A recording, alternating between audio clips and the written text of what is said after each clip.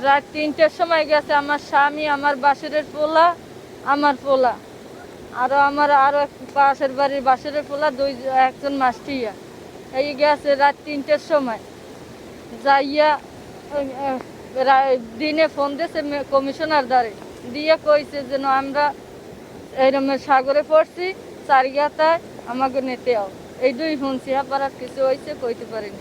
যেকালে পড়ছে নৌকো এইকালে বলে ফোনে কথা কইছে যে মোরা সাগরে পড়ছি, এবার আর কোনো কথা কয় নাই। ওই খালি একটু হুম হয়েছে। ওই তো হয়নি, মেম্বারের দ্বারে ফোন দিয়ে কইছে যে মোরা চারিগে তার মাথায় পড়ছি, এই কইছে, এবার আর কোনো ফোনে ঢুকতে পারে না কেউ। সকাল 5টার দিকে এরা ভোট প্রতিদিনই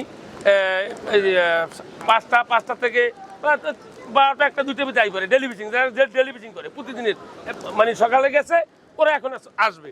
এই মুহূর্তে ওদের ভোটটা আমরা তাৎক্ষণিকভাবে খবর পাইলাম, আমাদের কাউন্সিলর সাহেবের কাছে ফোন দিয়েছে যে আমাদের ভোটটা মার খেয়েছে।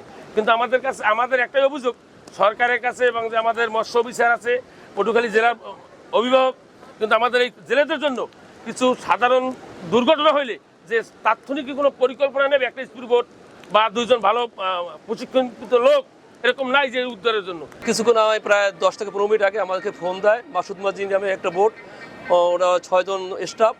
আর বিশেষ করে আমাকে ফোন দেওয়ার পর আমরা বলছে যে এই জায়গায় দিয়া 4 গাতা বাইরে আর কি, একটা গাতা হিসেব করে সে বলছে হ্যাঁ প্রায় কত 20 কিলো 25 কিলো বাইরে না, অনুমোদন এইভাবে হবে।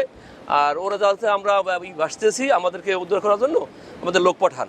ওই সকাল 5টার দিকে আমাদের এখান থেকে একটা বোট গেছে, এখন দুপুর বাজে প্রায় 2টা।